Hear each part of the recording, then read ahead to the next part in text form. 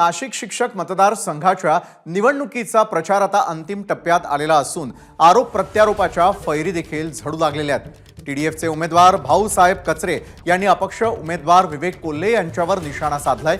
काहीही करून कोल्हे यांना आमदार व्हायचंय म्हणून त्यांनी शिक्षक मतदारसंघाची निवड केल्याचा आरोप भाऊसाहेब कचरेंनी केलेला आहे। तर कोल्हे यांनी हे आरोप फेटाळून लावल्यात। शिक्षकांचे प्रश्न सोडवण्यासाठी निवडणूक लढवत असल्याचं विवेक कोल्हेंनी स्पष्ट केलेलं आहे।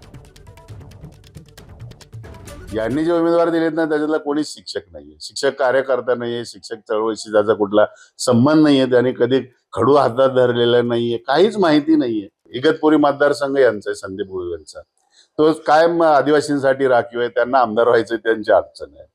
किशोर दराडेंचे पुतळे कुणाल दराडे त्यांना तिथं येवल्यामध्ये आमदार व्हायचंय म्हणून यांना परत इथंच थांबायचंय। दुसरे जे आहेत हे कोल्हे कोपरगाव कारखान्याचे चेअरमन आहेत बघा, यांनी तर नुकतीच तिशी पार केलेली आहे। यांना आता आमदार व्हायचंय, त्यांना त्यांच्या मातोश्रीचा क्लेम तिथं कायम ठेवायचा आहे। नाही, असं कुठलं राजकारण अबाधित ठेवण्यासाठी काही उमेदवारी केलेली नाही। शिक्षकांनी व शिक्षक संघटनेने एका विशिष्ट प्रवृत्ती विरुद्ध या उमेदवारी करावी याच्यासाठी आग्रह धरला आणि शिक्षकांचे प्रश्न सोडवण्याकरताच मी या मतदारसंघामध्ये उतरलेलो आहोत। एबीपी माझा, उघडा डोळे बघा नीट।